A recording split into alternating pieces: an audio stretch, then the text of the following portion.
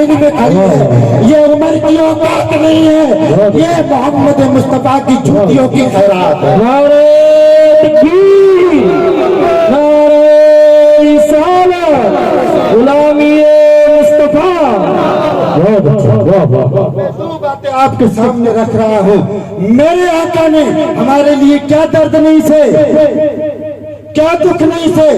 علماء سے پوچھو طائف کے حالات، کیا خون میرے آقا کے جسم چپل چپک جاتا تھا۔ میرے آقا پہ اتنے پتھر برسے ہیں کہ میرے آقا بے ہوش ہو گئے۔ زید بن حارثہ کندھے پہ اٹھا کر بھاگے تھے۔ آپ ساری امت کو لے لے، ایک پتھر کا بھی بدلہ ادا نہیں کر سکتی ہے۔ میرے آقا کے خیرات کا، میرے آقا کی نالین کی خیرات کا، میرے آقا کے جھوٹیوں کے خیرات کا یہ امت کی کیا پوری دنیا بدلہ ادا نہیں کر سکتی ہے۔ آقا کے خاندان کا ایک فرد کربلا سے اٹھا لیا جائے، علی اصغر کو قیامت میں اگر حضور سامنے لے کر آ جائے اور امت کے سامنے رکھ دے، اے میری امت، میں نے پورا خاندان، اپنی ذات، اپنے اصحاب تمہارے نام مٹا دیے، کیا تم نے میرے علی اصغر کا کہ حق ادا کیا؟ تو کیا جواب دو گے؟ کیا جواب دو گے؟ جو پیدا ہوئے تو یہ کہتے رہے مولا میری امت کو بخش دینا، جو گئے تو کہتے رہے مولا میری امت کو بخش دینا۔ یہ امت کہاں جا رہی ہے؟ کون سے کوٹھوں میں مست ہو چکی ہے؟ کون سی فحاشیوں میں لگی ہوئی ہے؟ امت کہاں مگن ہو چکی ہے؟ آج مسجدیں سجا دی ہے، توڑی جا رہی ہے تو اعتراض ہو رہا، تو اس مسجد کے اوپر فلڈوزر آ رہا ہے تو اعتراض ہو رہا، اندر سے کھلبل مچتی ہے۔ لیکن شاعر نے بڑا اچھا طرز کھینچا تھا، پہلے تو وقت کا غازی اور مرد کلندر بن جا، پہلے تو وقت کا غازی مرد کلندر بن جا، توڑنے والے خود بنائیں گے تیری مسجدیں، پہلے تو نمازی بن جا۔ نمازی ہے نہیں اور آپ کو درد ہو رہا ہے مسجدوں کے ٹوٹنے پر۔ خیر میں بات بتا رہا تھا، قیامت کے دن اگر میرے آقا کے سامنے ہمارا نامہ اعمال کھل گیا، ادھر میرے آقا کا تخت رسالت لگاؤ، ادھر باری تعالیٰ کا جلوہ ہو، ادھر آپ اور آپ کا فرشتے دفتر کھول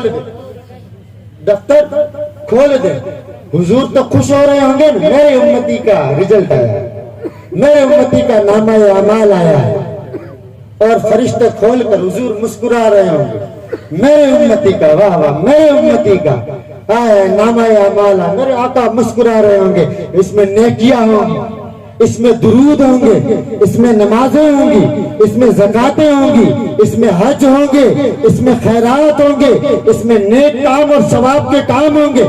جیسے ہی فرشتے کھولیں گے، رب تبارک و تعالیٰ فرمائے گا پڑھ، جیسے ہی پڑھنا شروع ہوگا آپ دل پہ ہاتھ رکھے، اس پڑھنے میں شروع کرنے میں جب یہ رجسٹر کھلے گا فرشتے پڑھیں گے یا رسول اللہ آپ کا امتی رات کے اندھیرے میں گندی فلمیں دیکھتا تھا، یا رسول اللہ یہ آپ کا امتی جس کے لیے آپ نے رو رو کے دعائیں کی ہے، پوری رات موسیقی اور گانوں میں مائک ڈال کے گانے سنتا تھا، یا رسول اللہ اذان کی آوازیں بلند ہوتی تھی لیکن اس کے گھر کی ڈش ٹی وی بند نہیں ہوتی تھی، یا رسول اللہ رب تبارک و تعالیٰ 5 بار حی علی الصلاۃ حی علی الفلاح، میرے بندے میرے گھر آ جا، میرے بندے میرے گھر آ جا، لیکن یہ نہیں آتا تھا، یا رسول اللہ یہ وہ امتی ہے، یا رسول اللہ آپ نے عورتوں کی عزت کا کہا، اس نے عورتوں کی عزت نوچی ہے، یا رسول اللہ حرام کام سے منع کیا، یہ حرام کا دھندا کرتا تھا، اس کا کاروبار سود کا تھا،